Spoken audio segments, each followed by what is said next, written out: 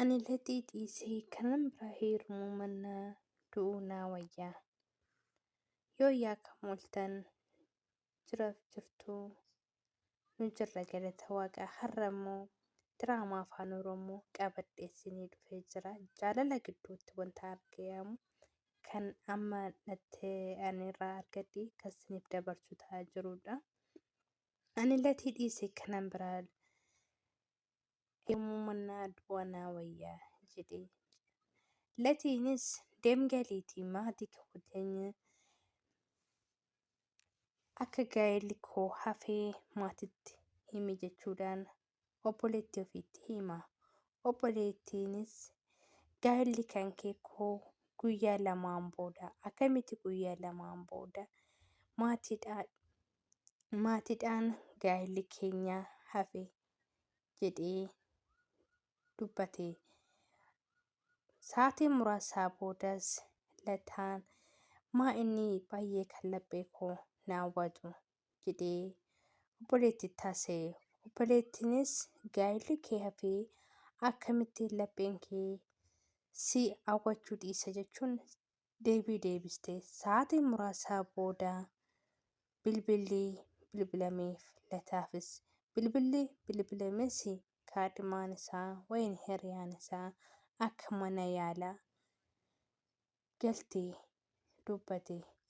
Innis erga mana yaalaa ga'ee booda maatii koo sa'aatii muraasaaf guyyaa muraasa keessatti si dhabee jira. Si dhabee natti fakkaate jechuunis dubbate. Innis guyyaa sa'aatii boodas maatiinis egaa akkamattee mana yaalaa geesse.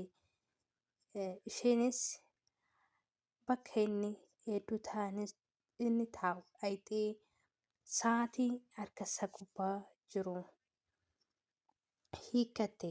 Innis maali maatii koo jedhee gaaffii gaafate. Ammaan jalqabee anaa fi si gargar baane jedhee. Maali jennaan waa'ee kan keenya guyyaa adda biraatti deemtee taasifte san hafe jechuudhaan kaballaa amma kana hin jenne maatii dubbate. Lataa koo maali jennaan gisee nu wal jaalannu nu lamaan bichaa taaneeti kan wal jaalannu. Lamaan gidduu mooyyuu kan namni biraa akka galu hin jiru jedhee.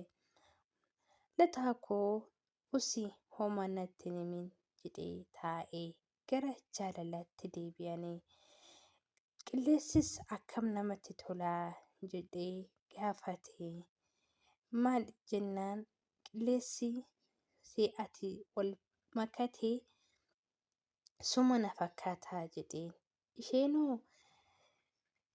mucaa karaa deemu tokko argattee hubatii isaa adannaqxee waaw mucaan kan kun hammam namatti tola jettee dinqifatte.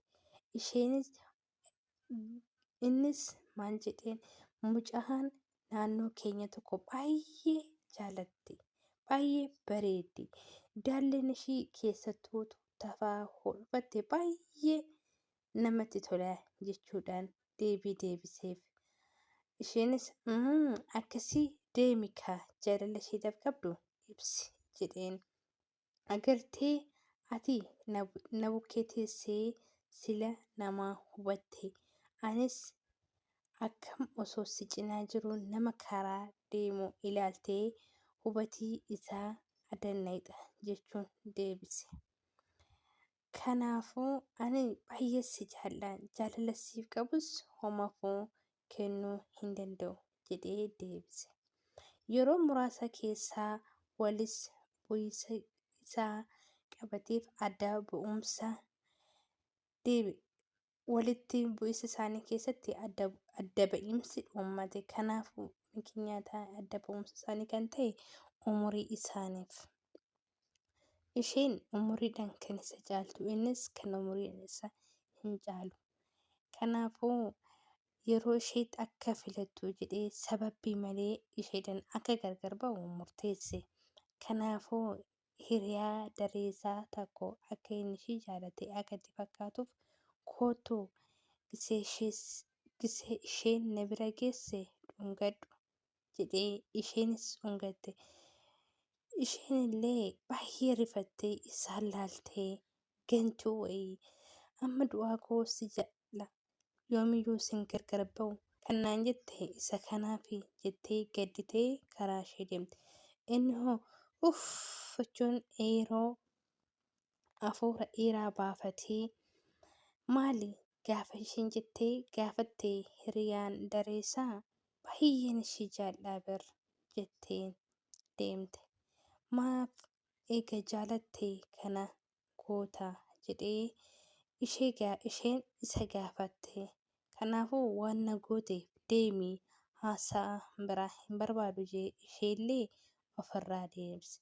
Guyyaa muraasa booda siifoon kaaffee tokko taa'ee kan isa laaltu. Innis lataan yeroo hundaa mana kaaffee sanuu deeme suura ishee fi kan isaa footoo bilbila isaa gubbaa jiru yeroo hunda laala. Kanaafuu hiriyaan tun gisee hundaa mana hoteela kanaa oftee gorgisii takka bichaa ajajattee qabattee teessaa. Maa inni maaf gadditaa jedhee gaafa gaafatee ani suura san mucayyoo ishee gaafatteef kenneef. Innis maali waaw suurri keessaan baay'ee namatti tola jetteen. Amma hoo isheen eessa jirtiree jedheen. Hayi ammaaf miizee koo wayis obbolaan kan koo na jalaa fudhatee jedhee osoo isaan kan haasaa jiran isheenis siifan mana kaaffee sanii kinoo misirroon kee dhuftee jirti. Si dhiifama si gaafachuuf gara kee dhufuu dandeessi jettee ishee deebiste. Maaliif dabartee isheen dabarte? Innis jaalallee isheen kaaffee kana keessa jira. Kanaafuu ammaan jammartee na wal ta'uu hin dandeessu jechuudhaan deebiseef. Maalumaafuu hin gaddiin jaalala bichaa seetee jibbis wanta hundaa jaalataa jedhe. Isheenis yeroo gabaabaa keessatti baay'ee lataa waan jaalattuuf gara isaatti deebite. Lataa koo ani baay'ee si yaade jechuudhaan deebii deebiste.